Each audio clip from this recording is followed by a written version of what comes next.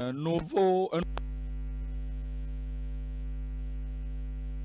que se passe autour de vous, tout ce qui se passe devant vous, vous allez marcher plus haut, plus élevé, plus grand, au nom de Jésus. Père, nous te disons merci aujourd'hui, nous te louons, quelle joie de nous retrouver en ta présence. Et nous savons, comme nous nous plongeons plus profondément dans ta parole, notre joie va croître au nom de Jésus. Prends toutes les vies, chacun de nous, toutes les familles et toute l'Église, et que tu nous amènes plus haut dans les choses de Dieu au nom de Jésus. Montre-nous de plus grandes choses, de plus profondes vérités et de plus grandes bénédictions dans ta parole, même en ce jour au nom de Jésus. Fais que nous ne soyons pas juste des écouteurs de la parole, mais des possesseurs des bénédictions de Dieu au nom de Jésus. Nous te bénissons parce que tu l'as fait. Au nom de Jésus, nous prions. Amen.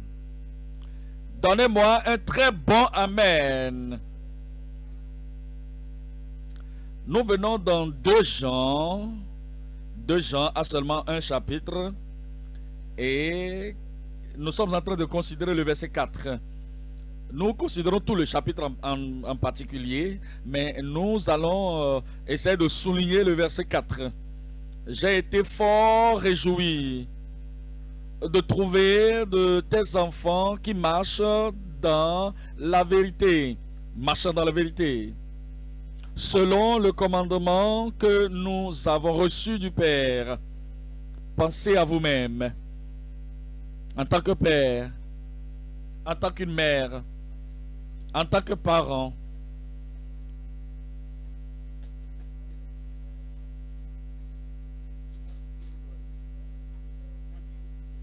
Est-ce que vous pouvez dire, est-ce que le parent peut dire, je me réjouis grandement que j'ai trouvé de tes enfants marchant dans la vérité, sauvés par la vérité, sanctifiés par la vérité, rendus puissants par la vérité, soutenus par la vérité, courageux par la vérité, ayant la conviction de la vérité. Et l'apôtre, à cause de vous, à cause de ta famille, il dit que je me réjouis, non seulement avec modération, mais je me réjouis grandement que je retrouve tes enfants marcher dans la vérité. La vérité comme nous l'avons reçue et le commandement selon ce que nous avons reçu des pères. Vous considérez votre vie et vous regardez en tant qu'enfant de Dieu, en tant que converti, en tant que croyant, et il regarde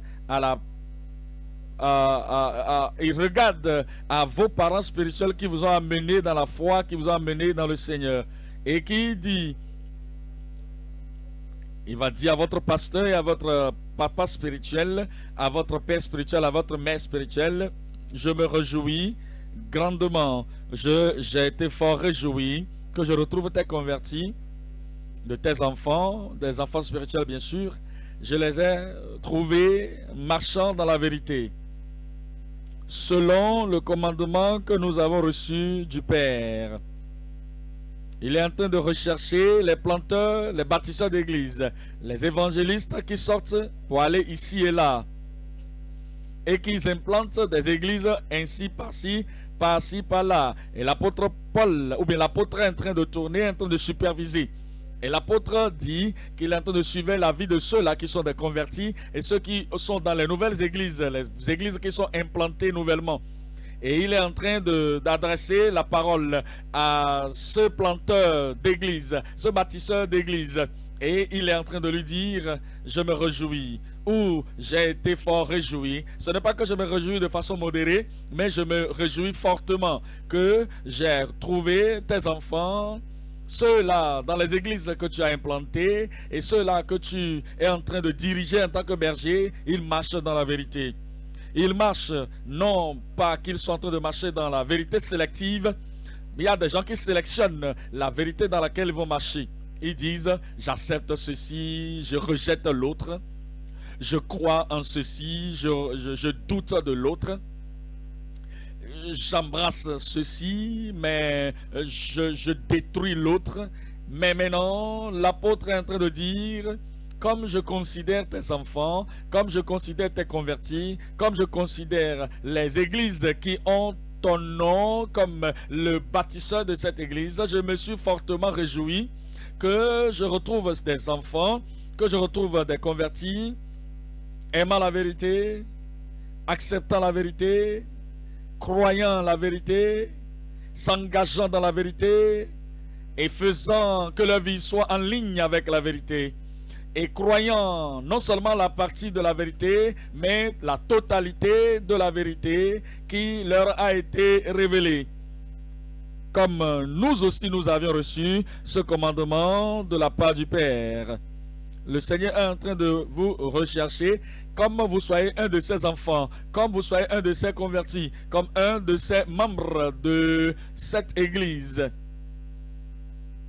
Est-ce que ceux qui surveillent vos vies, ceux qui vous observent, observent vos comportements, est-ce qu'ils peuvent voir le modèle de votre conduite?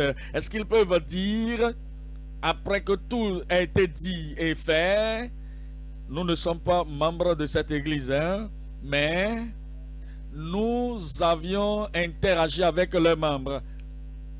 Et s'il y a quelque chose que nous pouvons dire à propos des enfants, des hommes, des femmes, des garçons, ce que nous pouvons dire à propos de leurs convertis, ceux-là qui ont accepté, qui sont en accord avec cette église, et ceux qui sont les membres de cette église, et ceux qui sont engagés, des adorateurs engagés de cette église, et ceux-là qui, est-ce qu'ils peuvent dire que nous nous réjouissons fortement que nous avons trouvé que leurs convertis, que leurs enfants, que leurs leaders, que les gens qui se sont associés avec eux, marchant dans toute la vérité de l'écriture, la totalité, l'entièreté, la totalité, la complète vérité qui transforme la vie, la vérité qui vous arrive et la vérité qui vous transforme et qui totalement purifie l'homme intérieur. J'ai retrouvé de tes enfants qu'ils marchent dans la vérité, exactement comme nous avons reçu le commandement de la part du Père. Ils ne modifient pas, ils n'interprètent pas mal, ils ne citent pas mal, ils ne changent pas et ils ne font rien avec la vérité à moins de la recevoir telle qu'elle leur a été adressée ou donnée, comme nous l'avons reçu, le commandement de la part du Père. Jean, le bien-aimé, le plus jeune des apôtres, des 12 apôtres, il est le plus jeune et le plus âgé, c'est-à-dire le dernier à mourir de tous les apôtres, après que tout le reste est mort par la mort d'un autre, c'est-à-dire ont été tués. Il est mort lui-même, il est mort d'une mort naturelle. Et il a vu le commencement de la chrétienté. Il a vu l'œuvre de Jésus-Christ pendant que Jésus était sur la terre et faisait le ministère et implantait la chrétienté et projetait sa vie dans la vie des gens. Il a vu Jésus mourir, il a vu Jésus enseveli, il a vu Jésus qui est sorti de la tombe. Il a vu Jésus qui a interagi avec eux. Pendant les 40 jours après sa résurrection, il a vu Jésus ascender vers le ciel. Et maintenant, à 90 ans, il est très âgé, 90 ans. Il regarde maintenant à ce que Dieu nous a donné. Il regarde à toute la vérité sanctificatrice, la vérité salvatrice, la vérité qui donne la puissance, la vérité qui nous fait quitter le ciel pour la terre pour le ciel. Et il regarde à ses enfants, à ses convertis, les convertis de cette église, que nous devons, il peut dire maintenant, j'ai une seule joie. Je regarde à votre vie, je regarde à la vie de ceux que tu as comme enfants et je les compare, je compare votre conduite, je compare votre consécration avec ce que nous avons reçu depuis le début de la part du Père au travers du Seigneur Jésus-Christ. Et il y a un seul commentaire que je peux faire.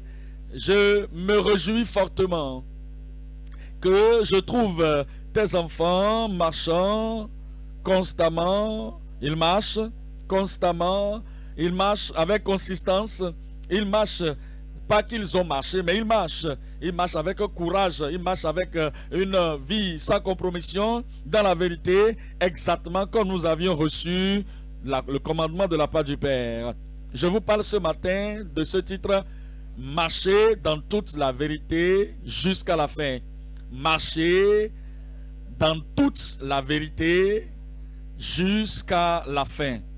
Marcher dans toute la vérité. Ce n'est pas la vérité partielle. Ce n'est pas la vérité à moitié.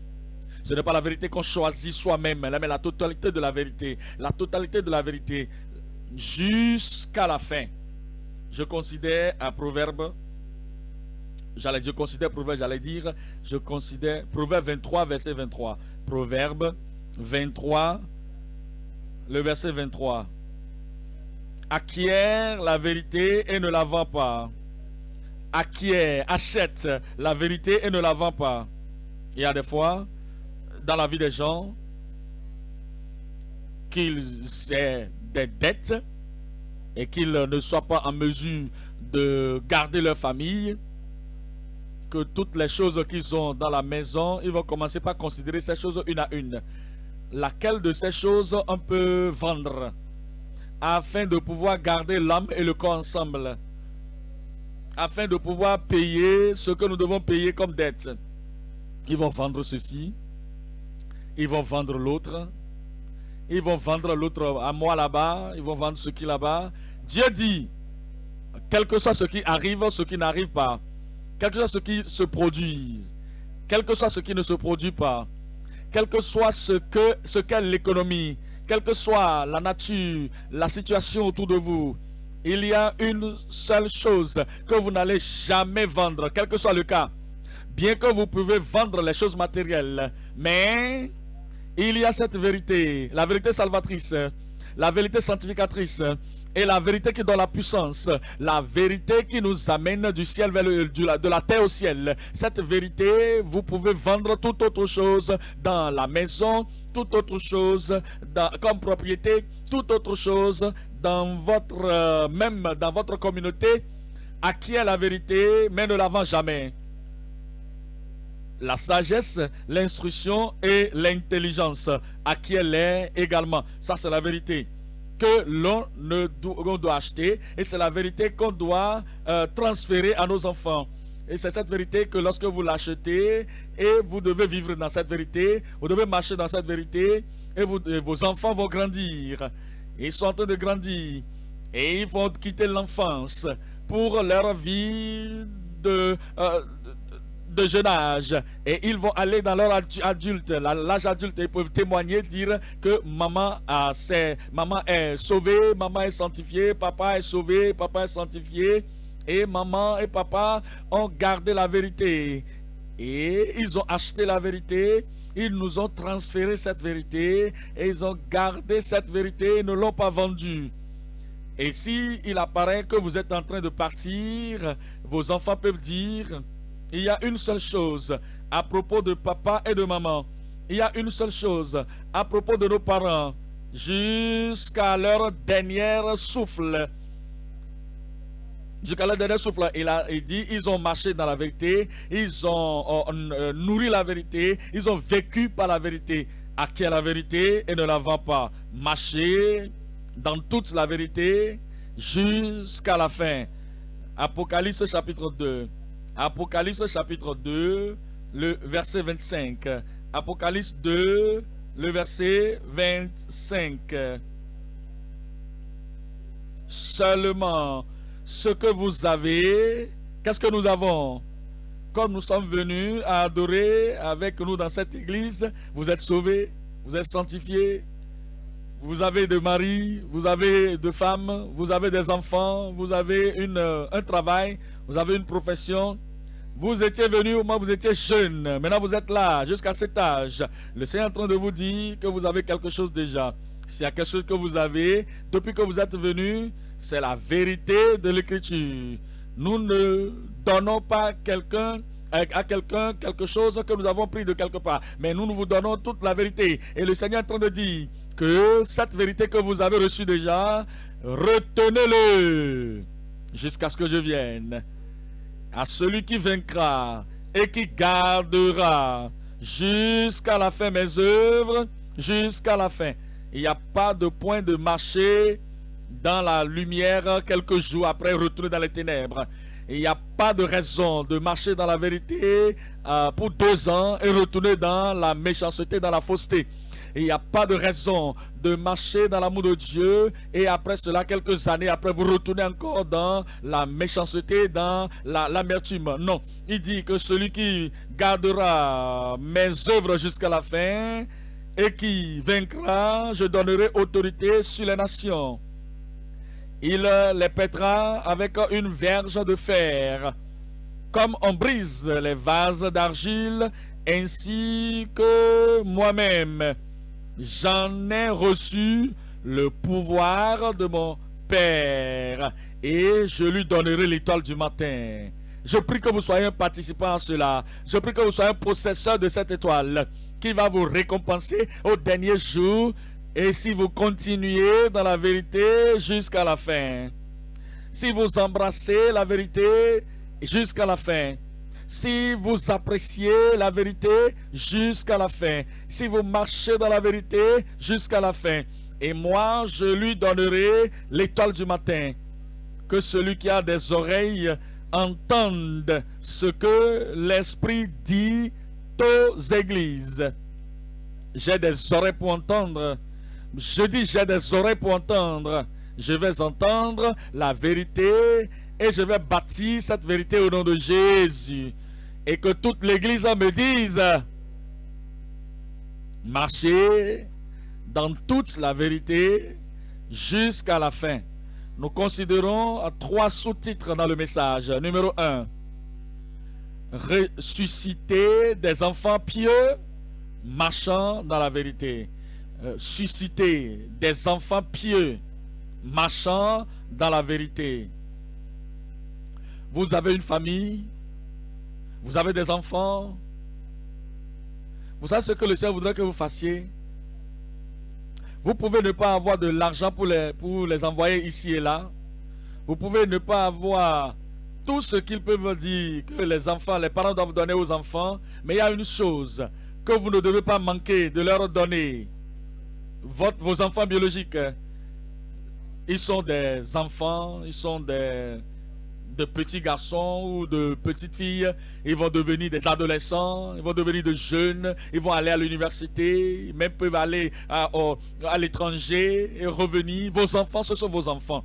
Maintenant, ils sont en train de travailler. Ils ont fait leur service militaire. Vos enfants sont vos enfants. Il n'y a pas de moment que vous allez fermer vos yeux sur vos enfants et ils vont devenir tellement vieux, ils vont devenir tellement désobéissants que vous ne pouvez plus leur parler, vous ne pouvez plus les enseigner. Cela vous engage que vous devez les susciter, les former pour qu'ils soient des enfants pieux qui marchent dans la vérité. Numéro 2, maintenir notre conviction gracieuse pour la parole de la vérité. Pendant que nous autres, nous sommes des adultes déjà, pendant que nous autres, parents, pères et mères, nous marchons et vivons, nous avons nos défis, nous avons nos persécutions, nous avons des souffrances, nous avons, quelle que soit la chose, au milieu de tout ce que nous traversons, tout ce qui peut arriver, ce qui ne peut arriver, ce que nous perdons comme chose matérielle dans le monde, il y a une chose que nous ne devons jamais abandonner. C'est la conviction que vous avez, la gracieuse conviction dans la parole de la vérité. Maintenir cela, tenir pour cela, ne jamais permettre à quoi que ce soit, la persécution ou la souffrance, de vous arracher cette conviction que vous avez dans la parole de la vérité. Point numéro 2, c'est maintenir notre gracieuse conviction pour la parole de la vérité. Et numéro 3, recouvrir,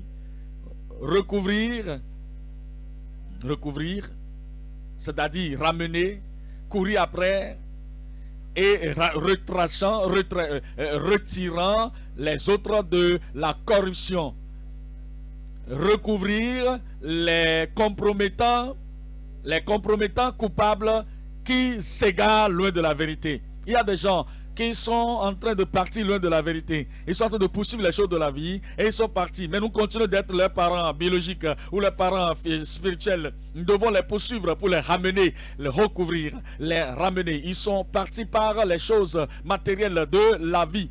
Ils sont partis, ils ont erré loin de la vérité. Point numéro 3, c'est recouvrir ou ramener les compromettants coupables errant loin de la vérité. Point numéro 1, qu'est-ce que nous avions dit? Point numéro 1, frères et sœurs. Susciter des enfants pieux marchant dans la vérité. Regardez 1 Jean encore. J'allais dire 2 Jean plutôt. 2 Jean verset 4. Je me réjouis, ou j'ai été fort réjoui de trouver de tes enfants qui marchent dans la vérité, selon le commandement que nous avons reçu du Père. Vous savez que Jean, le bien-aimé, était en train d'écrire à une mère, et il n'a pas mentionné la maman ici, le papa ici, et pour que les commentateurs disent que la femme peut être une veuve, mais une simple mère, c'est-à-dire un seul parent pour les enfants, qui a des enfants comme ça, sans un mari, et qui a suscité, qui a tout fait pour que les enfants demeurent dans la vérité. C'est ce qu'il faudrait que nous fassions. Il voudrait que nous formions nos enfants, que nous éduquions nos enfants. Il ne voudrait pas que nous abandonnions nos enfants aux écoles. Les écoles vont apprendre, leur enseigner la connaissance académique, mais ils ne peuvent pas réussir la connaissance spirituelle. Les écoles peuvent donner des diplômes à nos enfants, mais ne peuvent pas leur donner la conviction et la conversion. C'est la vérité qui va les préparer pour les choses de... Ils peuvent les préparer pour les choses de la terre, les professions de la terre, pour avoir un travail sur la terre et mettre la nourriture dans leur bouche. Mais ne peuvent pas leur donner la foi qui va les conduire au ciel. C'est ce que le Seigneur est en train de nous dire, que c'est votre responsabilité de susciter, de former, de tout faire pour que vos enfants aient le salut. Et si les autres sont en train de vous aider, comme nos ouvriers dans l'église, dans la session des études, des étudiants ou des jeunes, ils sont en train de vous aider. Mais c'est votre responsabilité de les susciter, de les former, de les éduquer dans la connaissance de la vérité qui les amène au salut. Regardez dans Romains 22, verset 6. Proverbe 22, verset 6. Proverbe 22, le verset 6. Il nous dit au verset 6, instruis l'enfant selon la voie qu'il doit suivre. Comment vous faites-vous cela? Il faut leur lire la Bible. Il faut démontrer la Bible. Il faut les corriger lorsqu'ils sont en train d'errer. Et vous êtes aimable, hein? Vous êtes aimable et vous les recevez, vous êtes associés à eux, vous êtes vraiment sociable avec eux, vous les aimez. Et vous faites tout ce qu'ils ont, quelle que soit la connaissance qu'ils ont, la chose numéro 1 qu'ils doivent avoir, l'expérience numéro 1, c'est d'avoir le salut, être né de nouveau, recevoir Jésus-Christ comme leur sauveur et Seigneur personnel. Après qu'ils se sont détournés de leurs péchés, vous devez les amener dans le disciple-là et les enseigner, les former sur la voie qu'ils doivent suivre. Vous devez connaître la voie qu'ils doivent suivre. Comment est-ce qu'ils vivent? Comment est-ce qu'ils se comportent? Comment est-ce qu'ils prient? Comment ils peuvent apprendre de la Bible? Et comment vivre, mener une vie lorsque vous n'êtes pas présent ou que vous êtes présent? Instruis l'enfant sur la voie qu'il doit suivre. Et quand il sera vieux, il ne s'en détournera pas.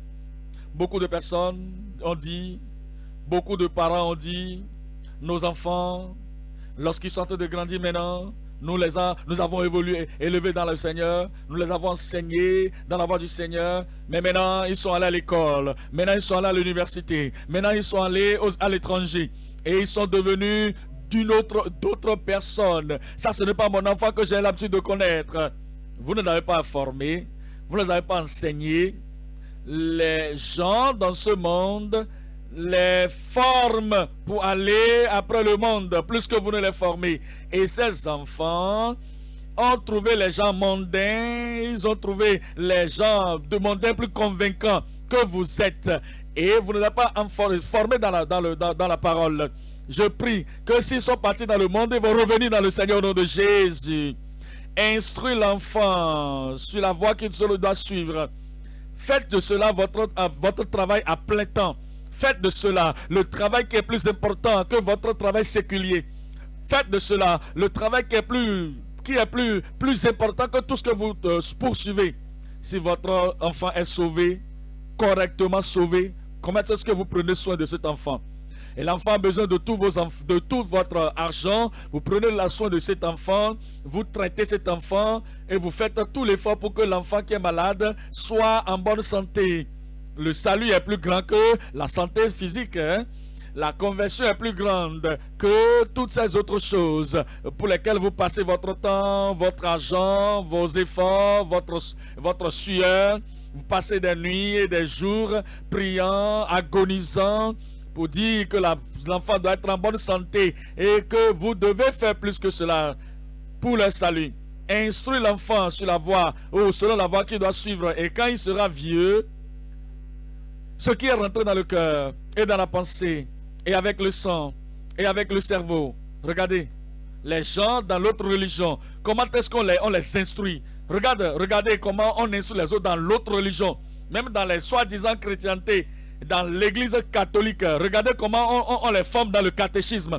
Et lorsqu'ils vont grandir, tout ce que les parents leur enseignaient, bien que ce n'est pas la totalité de la vérité, ils tiennent fortement à cette vérité avec ténacité. Qu'en est-il? Pourquoi on a dit que nous avons connu la vérité, l'évangile, et vous ne pouvez pas faire face à vos enfants? Vos enfants sont devenus tellement difficiles et ils sont plus élevés que vous maintenant et ils vous résistent. Et vous ne pouvez pas leur dire, mon enfant, je suis le responsable de ta venue dans le monde. Sans moi, tu ne serais pas ici. Assois-toi et écoute-moi. Et avec prière, et avec amour, et avec conviction, et avec engagement, avec la consistance, avec le courage, avec la conviction, vous allez amener ces enfants dans l'éducation de la parole de Dieu. Instruis l'enfant selon la voie qu'il doit suivre. Et quand il sera vieux, il ne s'en détournera pas. Et que l'Église me dise Amen. Psaume 142, Psaume 144. Psaume 144, le verset 11. Délivre-moi et sauve-moi de la main des fils de l'étranger. Regardez le commencement de ce psaume, c'est le psaume de David. Quand vous regardez à la famille de David, le roi David, le psalmiste d'Israël et celui qui a parlé plus de Dieu et celui qui a eu la confiance en Dieu, vous allez découvrir des choses très très étranges qui se sont produites parmi les enfants dans sa propre famille. Vous connaissez l'histoire. Il y a Amnon qui est là. Il y a un Absalom. Il y a un autre qu'on appelle Adonijah. Vous pensez à tous ces enfants. Et David devait prier. Il a dit, Seigneur, délivre-moi, sauve-moi de la main des fils de l'étranger, dont la bouche profère la fausseté et dont la droite est une droite mensongère. Nos fils sont comme des plantes qui croissent dans leur jeunesse. Si vos enfants croissent, grandissent dans leur jeunesse et qu'ils commencent à manifester des traits, vous allez avoir peur. Et vous n'êtes pas poussé. Vous n'êtes pas poussé loin par leur action. Vous savez, les adolescents aujourd'hui, vous regardez comment ils font. Vous êtes toujours le père. Vous êtes toujours la mère. Ils sont toujours vos enfants. Et il dit que ma prière et mon éducation, ma formation, mon bon exemple, vous devez vous assurer que vous ayez le désir que vos enfants soient des plantes qui croissent dans leur jeunesse et que nos filles soit comme les colonnes sculptées qui font l'ornement des palais. Regardez David lui-même.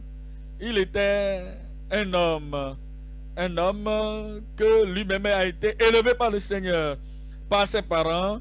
Psaume 111. Psaume 111, le verset 5. Psaume 111, le verset 5.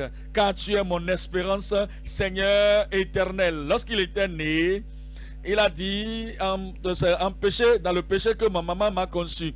Il ne savait rien de Dieu, mais ce sont les parents qui l'ont éduqué et qui l'ont formé. Il a compris maintenant ce que Dieu peut faire et ce que Dieu est. Et la puissance et le privilège de la conviction et du salut. Il dit que toi tu es mon espérance, Seigneur éternel. Quelqu'un, il dit, en toi je me confie dès ma jeunesse.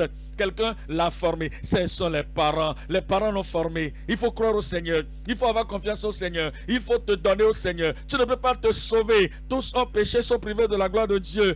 L'éducation est bonne, mais c'est juste pour le pain et le beurre. Mais ça n'amène pas au ciel. Ce qui peut t'amener au ciel, c'est ce salut. Quelqu'un lui a donné cet enseignement. Et il dit, je me suis confié dans le Seigneur dès ma jeunesse.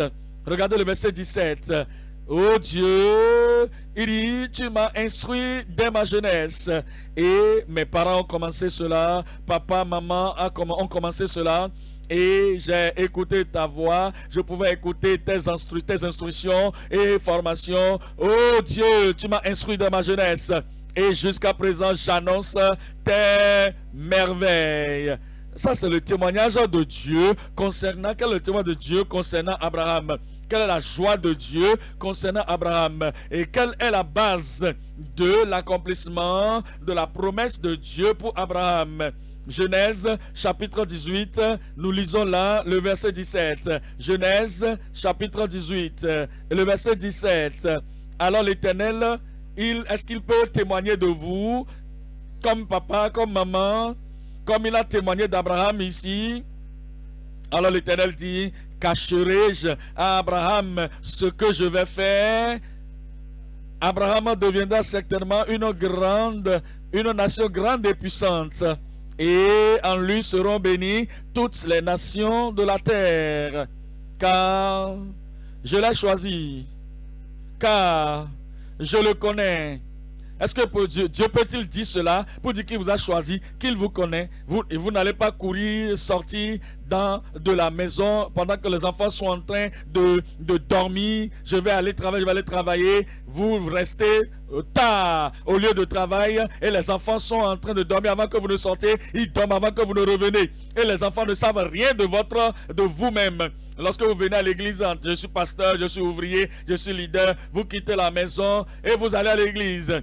La maman, les enfants sont toujours derrière et c'est vous qui venez premier. Et s'ils viennent, c'est bon. S'ils ne viennent pas, ils connaissent la voix de l'église. Et après le culte, vous êtes assis et vous êtes en train de faire le concert. Les enfants sont partis à la maison et la femme est partie. Et les enfants, est-ce qu'ils sont en bonne santé? Est-ce que tout va bien? Ça ne vous concerne pas. Et ils ne témoignent pas de vous. Est-ce que Dieu peut témoigner de vous? Comme il le dit ici dans le verset 19, car je l'ai choisi afin qu'il ordonne à ses fils.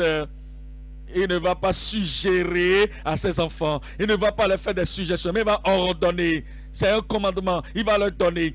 C'est une vie de commandement. C'est une conviction qui est une conviction qui est ordonnée. Il doit ordonner. Il doit donner ce commandement. C'est un commandement qui doit sortir de son comportement. Et il est là pour un sacrifice qui est donné à Dieu. Et il doit donner cet ordre. Ce n'est pas qu'il sera un parent indulgent, un parent qui est tiède, un parent qui n'a pas l'épine dorsale, un parent qui est un parent permissif. Ah, vous savez les enfants, vous savez l'église que je vais, non? Ça c'est ma conviction, hein? Et je suis en train de vous dire, enfants, que dans mon église, on prêche la totalité de la parole de Dieu. Si je ne suis pas sûr de quelque chose, c'est que je sais tout ce qui est dit. Je suis dans cette église, je sais que ça va mener au ciel. Mais vous là, vous voulez aller à quelle église? Pourquoi vous faites comme ça, mes enfants? Ok, c'est pas grave, c'est votre choix, non? Si vous voulez me suivre, je serai content, hein? Mais si vous dites que c'est un autre lieu que vous voulez aller, mais qu'est-ce que je peux faire? Vous êtes toujours mes enfants, je vais vous éduquer, je vais vous donner la Bible. Et si vous dites que vous ne voulez pas mon Dieu, mon salut, mon ciel, vous voulez aller de l'autre côté, je vais juste vous voir de l'autre côté. Pas Abraham, pas Abraham. Abraham avait un engagement avec Dieu. Et Dieu a dit, je le connais, je sais qu'il va ordonner à ses fils et à sa maison, après lui, de garder la voie de l'Éternel. Oui, c'est ses enfants. Ils vont garder la voie de l'Éternel en pratiquant la droiture et la justice. Et qu'ainsi l'Éternel accomplisse en faveur d'Abraham les promesses qu'il lui a faites. Vous savez, il y a des fois, lorsque votre engagement est dans la congrégation, votre engagement dans l'église peut empêcher la plus grande œuvre que vous avez à faire, c'est-à-dire la formation des enfants pieux. Parce que vous êtes trop engagé aux œuvres de l'église. Vous êtes là, vous allez ici, vous allez là, vous êtes activement dans les activités. Si vous n'êtes pas là, tout va s'écrouler. Si vous n'êtes pas là, tout ne va pas marcher.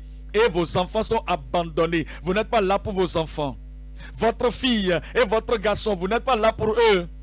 Mais vous êtes toujours là pour la congrégation, pour l'église. Abraham n'était pas comme ça. Tout ce que Abraham avait à faire, il s'était engagé et il devait former ses enfants, susciter ses enfants sur la voie de Dieu. Et Dieu l'avait félicité pour cela. Deutéronome chapitre 4. Deutéronome chapitre 4. Je vais commencer à partir du verset 2. Deutéronome chapitre 4, le verset 2. 4 verset 2. Il nous dit au verset 2: vous n'ajouterez rien à ce que je vous prescris et vous n'en retrancherez rien. Mais vous observerez les commandements de l'Éternel votre Dieu tels que je vous les prescris. Vous ne devez pas amener de la doctrine étrangère, ajouter des doctrines erronées à la parole de Dieu. Vous ne devez pas retrancher les choses qui sont importantes dedans, c'est-à-dire ce qui vous dit de renier à vous-même. Moi, je n'aime pas ceci, je n'accepte pas cette parole-là, ceci-là, c'est trop dur, ceci-là, ce n'est pas pour moi. Il ne faut pas retrancher quelque chose et n'y ajoute rien. Regardez le verset 9 maintenant, regardez le verset 9. Le verset 9, seulement, prends garde à toi-même. Prends garde à toi et veille attentivement sur ton âme tous les jours de ta vie, de peur que tu n'oublies les choses que tes yeux ont vues et qu'elles ne sortent de ton cœur. Mais qu'est-ce que tu dois faire? Enseigne-les. Il ne faut pas laisser le monde enseigner vos enfants. Enseignez-les. Il ne faut pas laisser les faux prophètes enseigner vos enfants. Enseignez-les. Enseigne-les à tes enfants et aux enfants de tes enfants. Spécialement le jour, souviens-toi du jour où tu te présentas devant l'Éternel ton Dieu à Horeb. Lorsque l'Éternel me dit: assemble auprès de moi le peuple.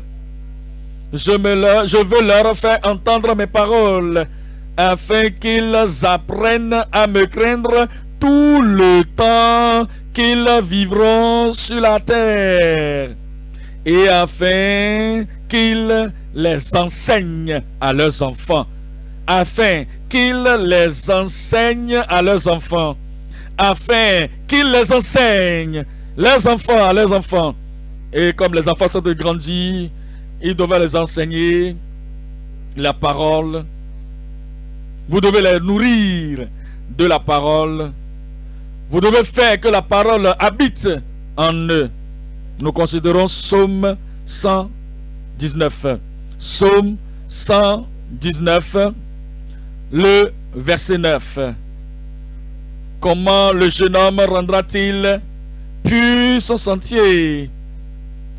Vos enfants sont en train de grandir. Nos enfants sont en train de grandir. Mais comment est-ce qu'ils peuvent purifier leur voie?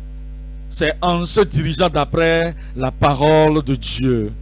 Ils ont entendu la parole. qui doit les préparer pour le ciel. Et ils savent que s'ils rétrogradent, Christ peut venir à tout moment. Et ils sont conscients de la venue du Seigneur. Partout où ils sont, dans leur école, à l'université, au collège, au primaire, n'importe où ils sont en train de s'amuser avec les enfants, partout où ils sont. Pendant tout ce temps, ils sont conscients du fait que il y a un œil qui voit tout, un œil de Dieu qui les voit et qui écoute, une oreille qui écoute toutes leurs conversations. Ils le savent de l'enseignement que vous leur donnez, que nous disons que le jeune homme doit garder sa voix pure, c'est en se dirigeant d'après ta parole. Regardez le verset 10. Je te cherche de tout mon cœur. Mais vous savez ce que vous faites là, c'est ce que vos enfants feront. Vous les enseignez et ils savent que vous n'êtes pas en train de dire va le faire comme je le dis, faut pas faire comme je fais. C'est tout votre cœur. Vous servez le Seigneur de toute votre pensée. Vous servez le Seigneur. Oh, qu'est-ce qu'il peut être dit que votre attitude. Il dit, je te cherche, oh mon Dieu, ne me laisse pas égarer loin de tes commandements. Et maintenant le verset 11, je sais ta parole dans mon cœur. Papa, maman, ta parole, je sais dans mon cœur. Église, oh, même membre de l'église, pasteur, dirigeant, je sais ta parole dans mon église. Les jeunes, les adultes, tout le monde, je sais ta parole dans mon cœur. Et partout où vous êtes, je sais ta parole dans mon cœur, afin de ne pas pécher contre toi. Lorsque vous enseignez vos enfants, vous formez vos enfants, vous éduquez vos enfants correctement, ils auront la conscience de la présence de Dieu à tout moment. Et comme Joseph, dans la maison de Potiphar, le papa n'était pas là, la maman n'était pas là. Et lorsqu'il était invité à commettre le péché, il a dit, mais comment je peux faire cela? Je ne peux pas faire ça. Et pécher contre mon Dieu. Les parents lui avaient donné cet enseignement, que pécher contre Dieu amène le jugement.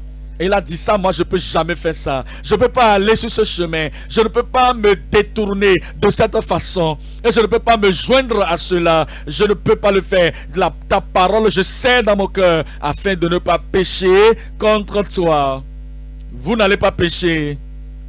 Vos enfants ne vont pas aller dans le péché. La foi en vous va demeurer en eux au nom de Jésus. Venons dans 2 Timothée chapitre 1. 2 Timothée 1, 5. Gardant le souvenir de la foi sincère qui est en toi. Ce n'est pas la foi hypocrite, ce n'est pas la foi prétentieuse, mais ce n'est pas la foi non sincère.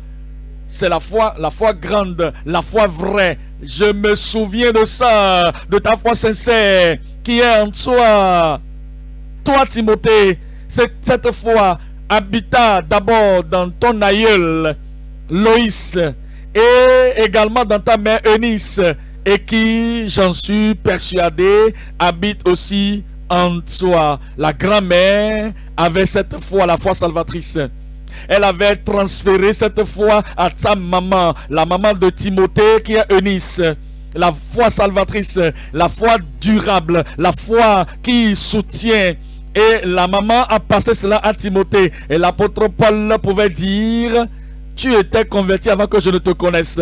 Et avant que tu ne te joignes à mon équipe, tu étais déjà sauvé. À travers ta maman Eunice et ton aïeul Loïs. Et je peux témoigner de cette foi salvatrice, cette foi sanctificatrice, cette foi soutenante qui demeure en toi. Jusqu'à ce que cela passe de génération en génération en génération. Chapitre 3, 2 Timothée 3, le verset 15. Dès ton enfance, tu connais les saintes lettres. Comment est-ce que nous formons nos enfants? Avec des proverbes locaux, avec des paroles, principes traditionnels, tribales. Est-ce que c'est avec ce que vous avez, ces livres que vous avez, de ces héros, de ces stars, que vous allez les élever selon leurs paroles? Non! Dès ton enfance, tu connais les saintes lettres qui peuvent te rendre sage à salut. Sage à salut. Il y a des enfants, des églises, des enfants des prédicateurs, des enfants des pasteurs, des enfants des dirigeants nationaux et consorts régionaux qui sont complètement contraires à ce qui doit être. Ils sont sages selon le monde. Ils sont sages selon les gens des réseaux sociaux. Ils sont sages selon le fait de faire le mal. Mais dans le cas de Timothée, la maman n'a pas dit, le papa n'est pas en train de m'aider. Le papa me regarde seulement. Est-ce que tu vas faire? Laisse le garçon. Qu'est-ce que je peux faire avec un garçon? Hein? Comme le garçon est en train de grandir, qu'est-ce que je peux faire? Moi je suis femme, qu'est-ce que je peux faire? Mon mari n'est pas en train de m'aider. Mon mari ne fait rien pour que je puisse, pour que l'enfant, la maman, le papa était un païen et le papa était un païen, la maman était une juive, mais elle n'a pas attendu le mari de venir. Les gens qui se plaignent pour dire qu'est-ce qu'ils font dans l'église des enfants, qu'est-ce qu'ils font dans l'église des jeunes, pourquoi mon garçon est comme ça, est-ce que c'est eux qui vont éduquer vos enfants pour vous? C'est vous qui devez éduquer vos enfants. Tout ce que votre enfant est devenu, c'est à vous que Dieu va poser la question. Qu'as-tu fait avec cet enfant? Dans le cas de Timothée, depuis son enfance, elle a connu les Saintes Écritures qui peuvent le rendre sage à salut par la foi en Jésus-Christ. Bien que la maman n'était pas en train d'enseigner la religion, elle enseignait à cet enfant la voie de Dieu qui l'avait amené au salut. Je prie que ce sera ainsi dans chacune de nos familles au nom de Jésus. Et nos enfants vont nous écouter. Je dis nos enfants vont nous écouter.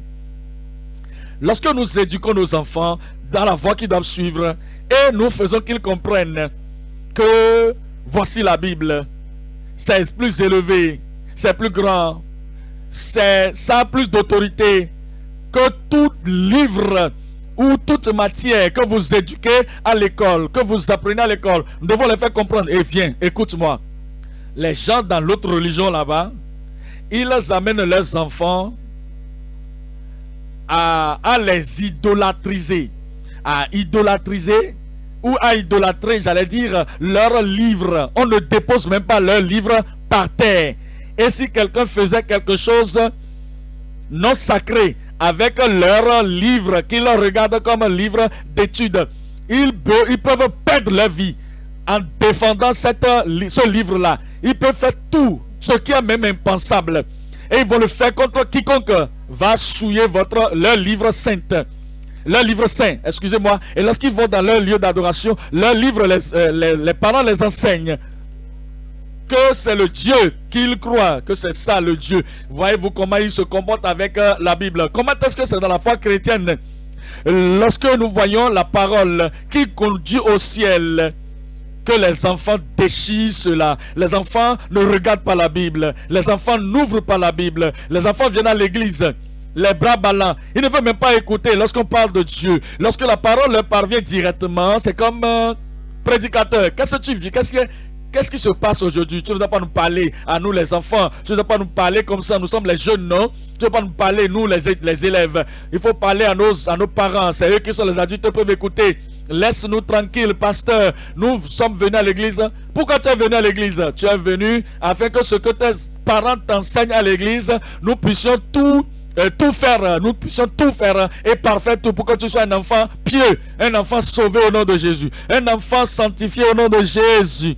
Et vous allez partir avec la lumière du monde, la lumière de l'évangile, et vous irez briller partout où vous serez, partout où vous irez au nom de Jésus. Et que les enfants me disent Amen. Et que les jeunes me disent Amen. Amen dans vos vies. Je dis Amen dans vos vies.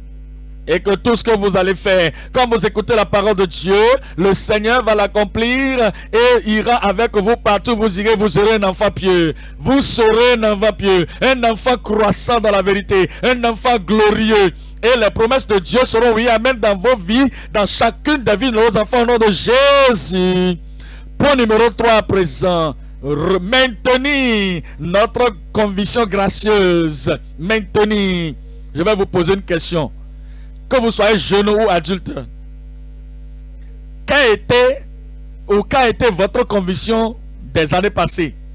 Vous pouvez dire, ma conviction des années passées, la même conviction j'ai aujourd'hui, depuis que je suis né de nouveau, en 1964, la même conviction j'ai gardée jusqu'à aujourd'hui. Il n'y a rien que j'avais cru en ce moment, à propos du salut, à propos de la sanctification, à propos de l'engagement, à propos de la consécration, à propos du renoncement à soi, à propos de la puissance de cet esprit. Il n'y a rien de page à page de la Bible que j'avais cru en ce moment, que je ne crois plus maintenant. Il n'y en a pas. Il y a beaucoup d'eau qui ont traversé, qui ont pris par le pont. Ma conviction est toujours là. Il y a eu des persécutions, des souffrances, ma conviction est restée intacte.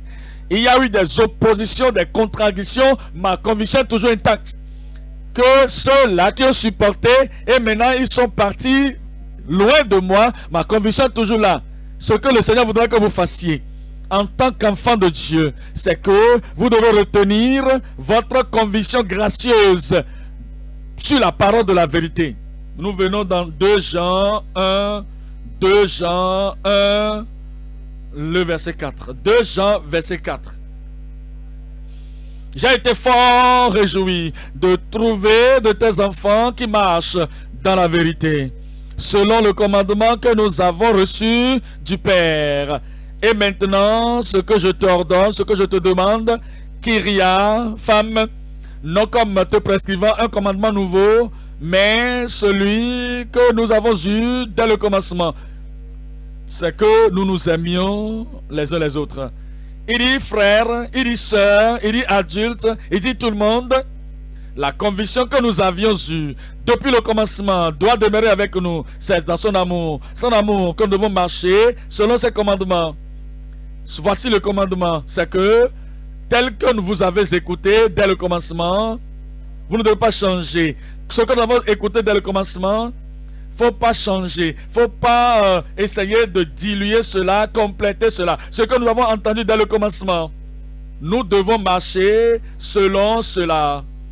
Vous pouvez voyager à l'extérieur. Vous pouvez aller partout. Partez avec la parole. Vous pouvez avoir un nouveau travail. Partez avec la parole. Vous pouvez aller ou voyager sur le village.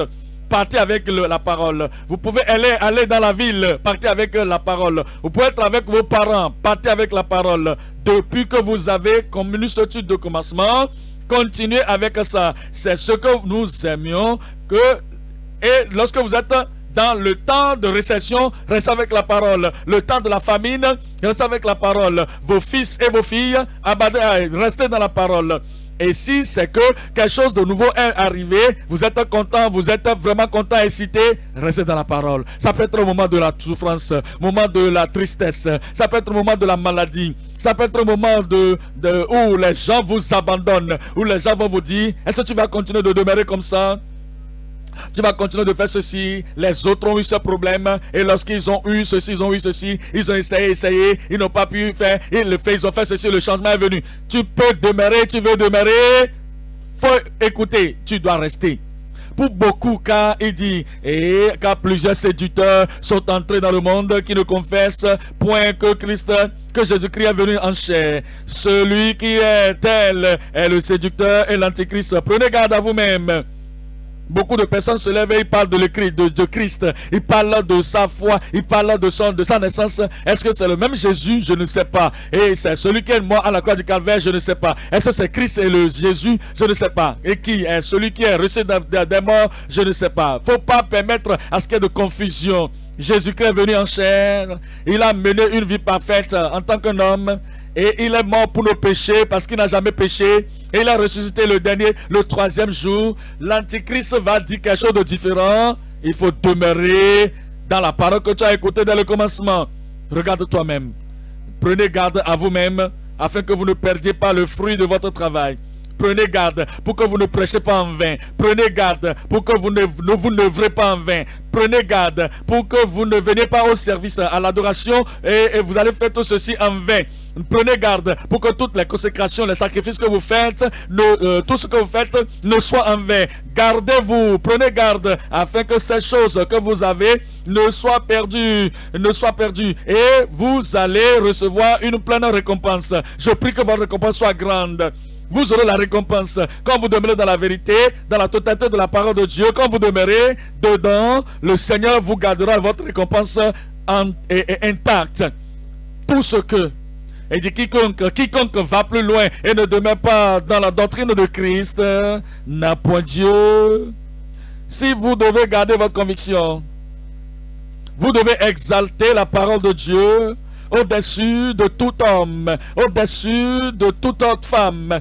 J'espère que votre femme ou votre mari ne demeure pas dans la vérité. Mais si cela arrivait, que votre mari disait: moi j'ai reçu un nouvel évangile, j'ai vu une autre voie, j'ai connu la voie étroite qui conduit au ciel, mais il dit maintenant je veux établir ceci maintenant, et toi tu es ma femme, nous sommes ensemble dans la vérité. Nous sommes ensemble si tu demeures dans le salut.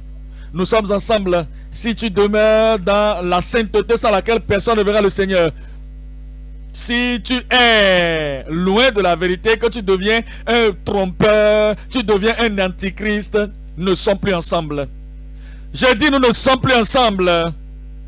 Je n'ai pas entendu l'église dire amen. Vous savez, il y a des gens qui pensent que le mariage est la première chose dans leur vie. Ils exaltent le mariage au-dessus de tout, même leur salut. Ils exaltent le mariage au-dessus de leur sainteté. Ils exaltent le mariage au-dessus d'aller au ciel. Et ils disent le mariage, waouh, très délicat. Le mariage, je vais garder. Le mariage, je vais veiller sur ça. Ma famille, ma femme, mon mari. Hein?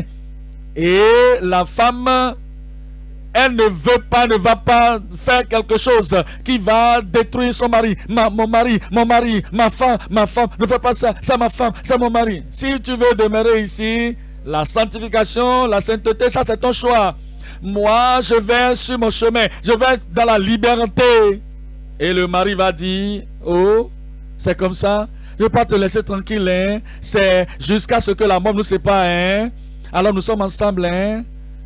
Nous sommes ensemble dans l'enfer, ensemble dans l'erreur, ensemble dans la fausse doctrine, ensemble dans la rébellion contre la parole de Dieu.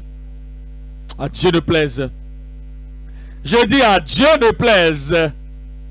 Vous savez, moi j'étais si chanceux et fortuné que je suis devenu un délivreur avant d'aller au collège, à l'université. Avant que je ne devienne un diplômé, avant que je ne me marie, avant que je n'ai ajouté quoi que ce soit à ma vie. Alors, cette chose que j'ai reçue, avant que toutes ces autres choses ne viennent, toutes ces autres choses qui sont venues après, ils ne vont pas m'arracher ce salut que j'ai reçu avant même que toutes ces choses ne soient. Qu'en est-il de vous? Je demande, qu'en est-il de vous? Il y a des gens qui donnent à leur femme la place de Dieu. Ils font de leur mari leur Dieu.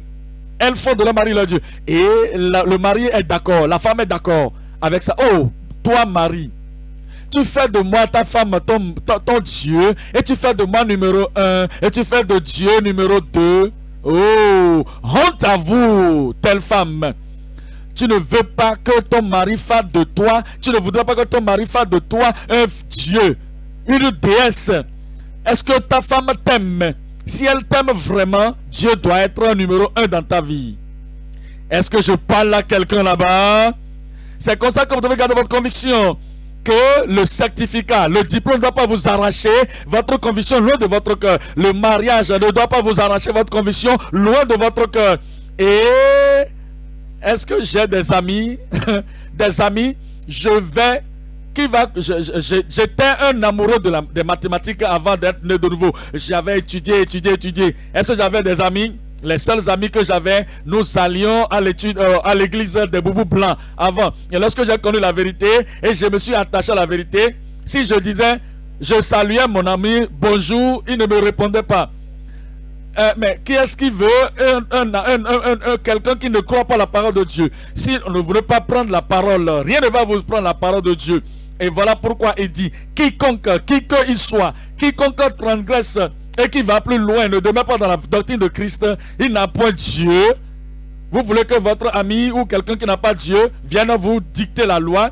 Celui qui ne demeure pas dans la doctrine de Dieu, il n'a la doctrine de Christ, il n'a pas Dieu. Mais celui qui demeure dans cette doctrine a le Père et le Fils. Si quelqu'un vient à vous et n'apporte pas cette doctrine, la doctrine de Christ, la totalité de Christ, de notre rédemption jusqu'à notre glorification, ne le recevez pas dans votre maison et ne lui dites même pas salut. Car celui qui lui dit salut participe à ses mauvaises œuvres. Vous ne serez pas un participant aux mauvaises œuvres au nom de Jésus. Nous allons demeurer dans la vérité. Vous allez retenir la vérité. Vous allez tenir dans la vérité. Dans Psaume 119. Psaume 119, le verset 30. Psaume 119, verset 30. Je choisis la voie de la vérité. C'est un choix. C'est un choix. Vous devez choisir. Vous devez décider vous-même. Vous devez prendre la résolution que c'est ce qui peut m'amener au ciel. Et le ciel, c'est pour l'individu. Ce n'est pas pour le public. Ce n'est pas une chose corporative. Non, nous sommes en corporation, nous irons au ciel ensemble. Non, non, non, non, non, jamais. Ça ne se passe pas comme ça. Vous êtes né dans ce monde seul. Tout seul. Vous êtes né tout seul. Vous êtes né dans le royaume de Dieu tout seul. Et vous allez entrer dans le royaume de Dieu tout seul. Je choisis la voie de la vérité. Je place tes lois sous mes yeux. Vous allez tenir sur la vérité. Vous allez demeurer dans la vérité. Et rien ne vous arrachera cette vérité au nom de Jésus. Vos amis ne vont pas vous arracher la vérité. Vos compagnons ne vous arracheront pas la vérité. Votre époux ne va pas vous arracher la vérité. L'ouvrier chrétien ne vous arrachera pas la vérité. Il y a des gens, ils ne savent pas que les apôtres aussi rétrogradent. Judas Iscariote était parti, non? Il y a des gens qui ne pensent pas, ils ne savent pas que les ouvriers rétrogradent. Les vies profondes aussi rétrogradent. Alors ainsi, s'il est apôtre et l'apôtre leur dit quelque chose et ils voient que la chose est contre la parole de Dieu, ils vont dire, ah, c'est un apôtre, il faut que je suive.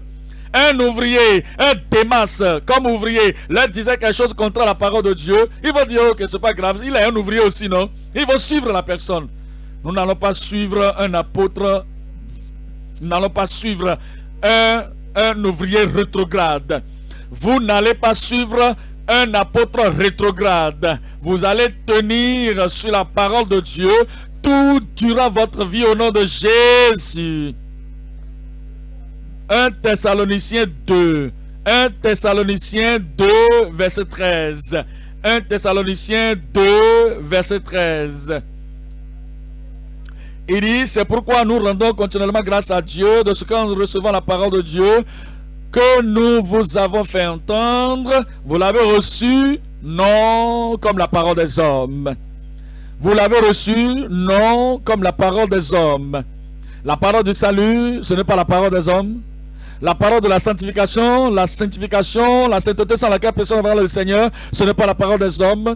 Et la parole de la puissance de Dieu qui va sauver et rester dans le chrétien, ce n'est pas la parole des hommes. Vous l'avez reçu non pas comme la parole des hommes, mais ainsi qu'elle l'est véritablement.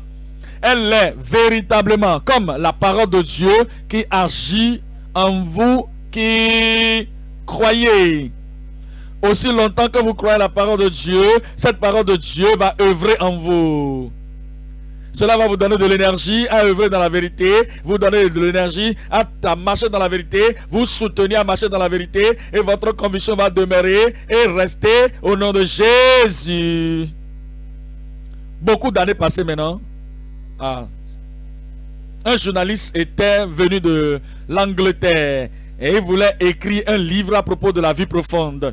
Et il nous a posé des questions ici au siège international et il est retourné. Et il est allé dans les États au nord, il est allé au sud et il a adoré avec les gens un peu partout. Les gens ne savaient pas qu'il était un journaliste, il était en train de faire de l'enquête. Il était en train d'écrire. Lorsqu'il est revenu, il a dit toutes les églises qu'il avait fréquentées dans les États, toutes les églises qu'il avait visitées, même dans des lieux ruraux ou des lieux ruraux, ils se sont tenus sur la parole de Dieu.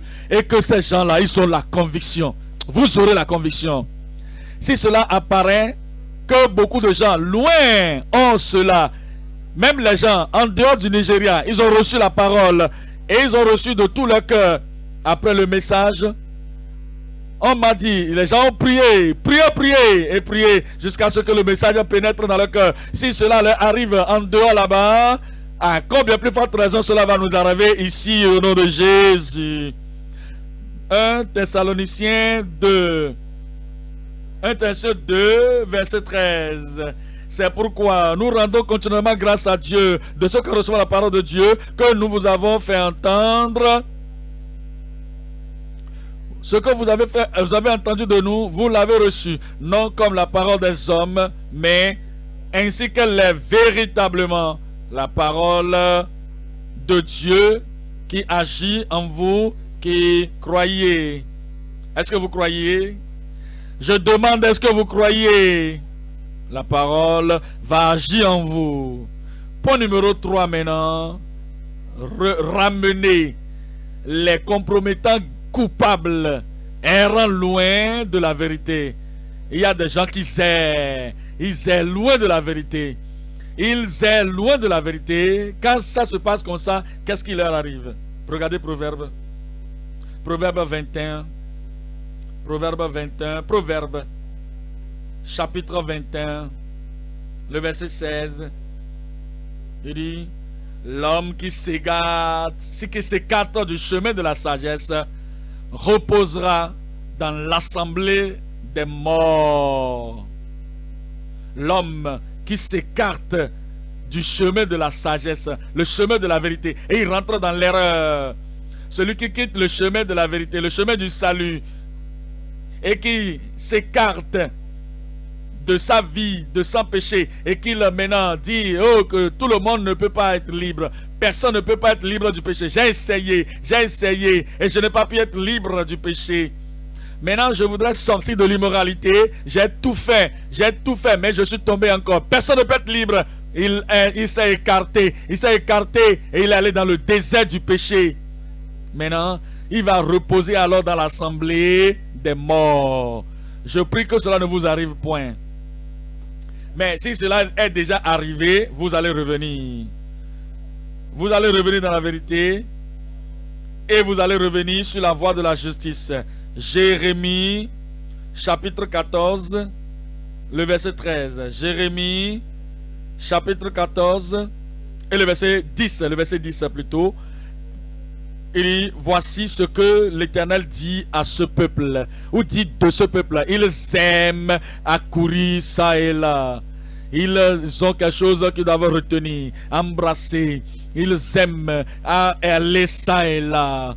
Ils écoutent la parole, mais ils ont des oreilles de démangeaison. Ils aiment ça et là. Ils sont proches du salut. Et avant qu'ils ne reçoivent ce salut, ils courent ça et là. Ils vont dans les lieux de tromperie. Ils étaient en train de chercher la sainteté. Et ils étaient sur le point parce qu'ils croyaient que sans la sainteté, personne ne verra le Seigneur. Et un moment après, quand nous parlons de sainteté, ils ont prié. J'ai prié l'autre jour. J'ai prié encore maintenant. Mais regardez-moi maintenant. C'est que, voilà cette semaine encore ce que j'ai fait. Ils courent ça et là. Ils ne savent retenir leurs pieds. Ils courent ça et là. L'Éternel n'a point d'attachement pour eux. Ces gens qui errent, Dieu ne les accepte pas comme ils sont. Il se souvient maintenant de leurs crimes et il châtie leurs péchés. Je prie que cet esprit d'errance, que le Seigneur l'enlève loin de vous au nom de Jésus. Amos, c'est dans l'Ancien Testament, hein? Amos, je voudrais lire là le chapitre 8 et le verset, Amos 8, le verset 11. Amos 8, le verset 11. Amos 8, 11. Il dit, voici les jours viennent, dit le Seigneur l'Éternel, où j'enverrai la famine dans le pays. Non pas la disette, c'est-à-dire la famine du pain et la soif de l'eau, mais la faim et la soif d'entendre la parole de l'Éternel. La famine de l'entente ou de l'écoute de la parole de Dieu. Vous savez, ces gens ont le privilège avant. Ils ont eu le privilège avant d'écouter la parole de Dieu. Mais finalement, ils ont perdu cela. Ils ont méprisé la parole. Et la famine est venue sur eux. Pensez à certaines dénominations. La dénomination que John Wesley avait établie avant de partir.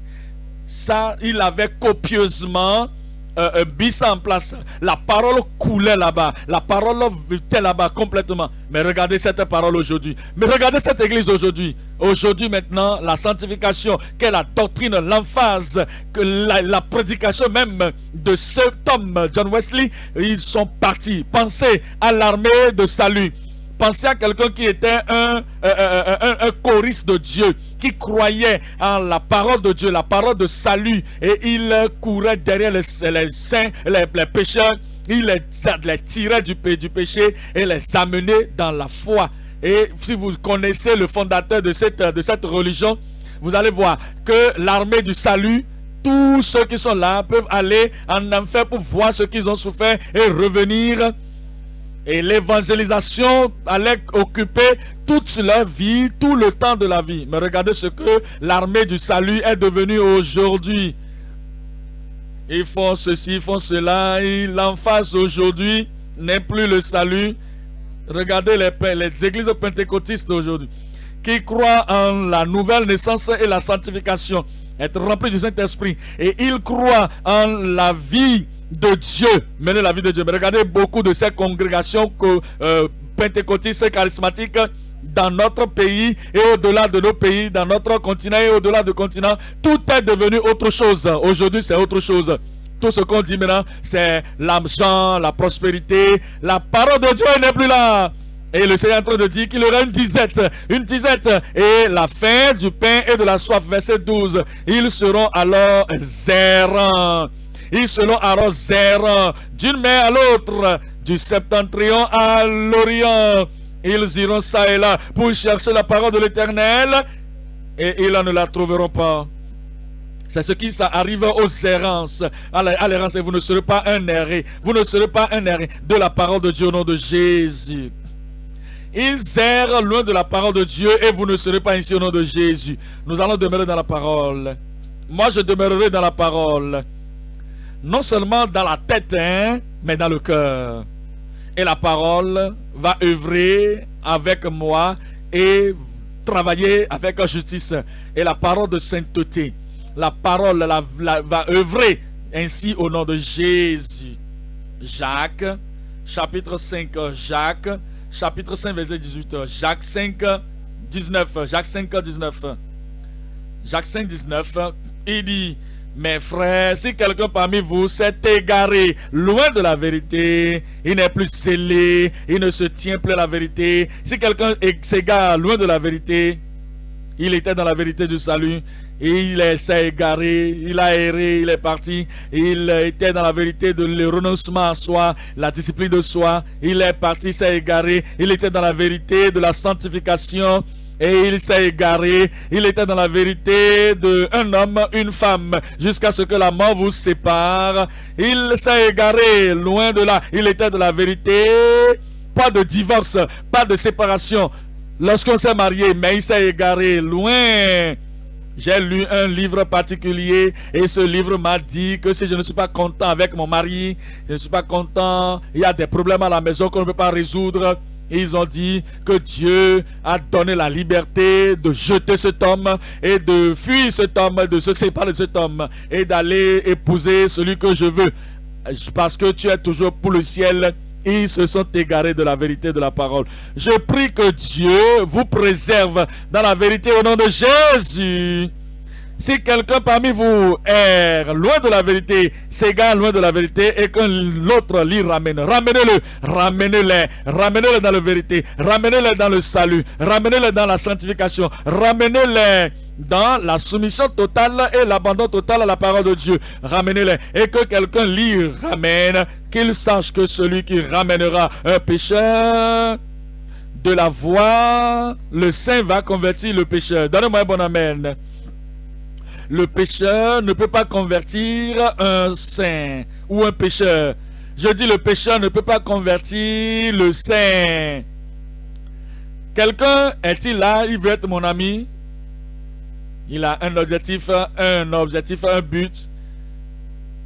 L'homme là, il est trop strict.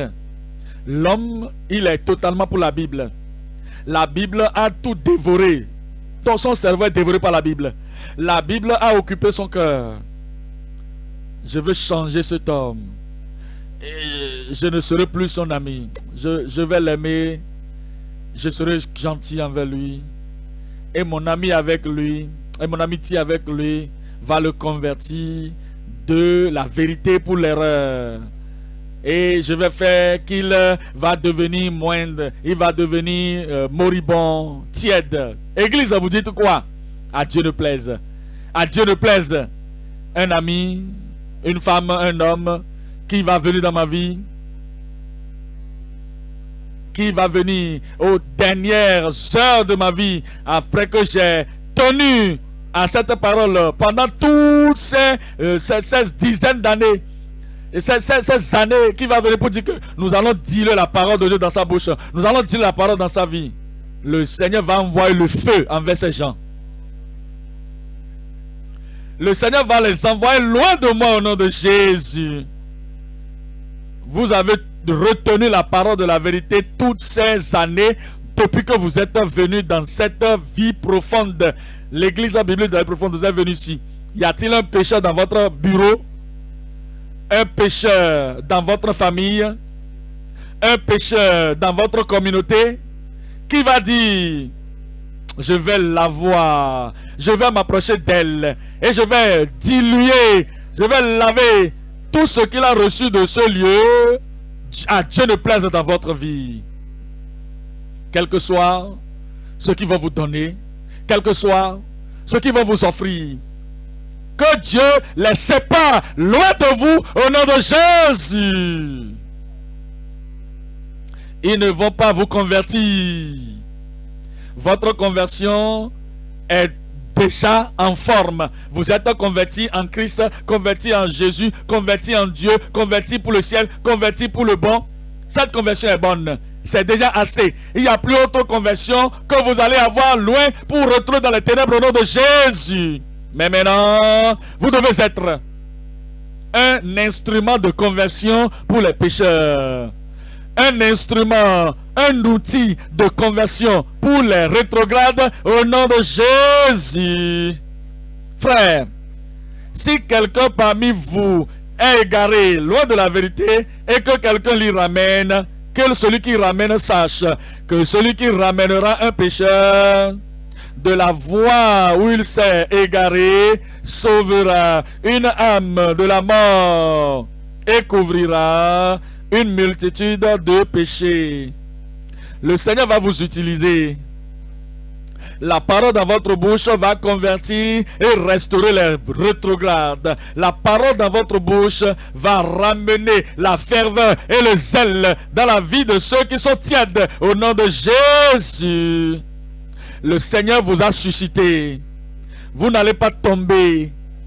Et tous ces gens qui sont tombés sur le chemin, le Seigneur va vous donner le feu, le zèle, la puissance, le courage, l'épine dorsale de vous tenir debout et de les soutenir au nom de Jésus. Vous allez aller au ciel. Tenez-vous sur la parole, vous irez au ciel. Nos enfants iront au ciel. Nos jeunes iront au ciel. Nos étudiants iront au ciel. Papa et maman iront au ciel. Nos pasteurs iront au ciel. Où êtes-vous? Je parle à quelqu'un là-bas. Je dis, où es-tu? Où es-tu? Tu iras au ciel. Le ciel là, le ciel là, le ciel là, le ciel là, le ciel là, le ciel là, t'as ton but. Tu iras là-bas au nom de Jésus. Ouvre la bouche et commence par parler à Dieu. Oh Seigneur, je ne suis pas le bois pour le feu. Je ne suis pas un candidat pour l'enfer. Et tu n'es pas un étranger qui va courir pour aller en enfer. Tu iras au ciel. Mets ta main à la charrue, tu vas aller au ciel. Garde tes yeux sur Jésus, tu iras au ciel. Garde tes yeux sur la Bible, tu iras au ciel. Garde tes yeux sur la vérité. Garde tes yeux sur la vérité. Garde la vérité. Tiens-toi à la vérité. Ô jeunes, adultes, enfants, papa, maman, prédicateur, membres, tout le monde, tenez-vous sur la vérité. Jusqu'à ce que nous entrions au ciel. Rien ne va vous arracher loin de ce sentier qui mène au ciel au nom de Jésus.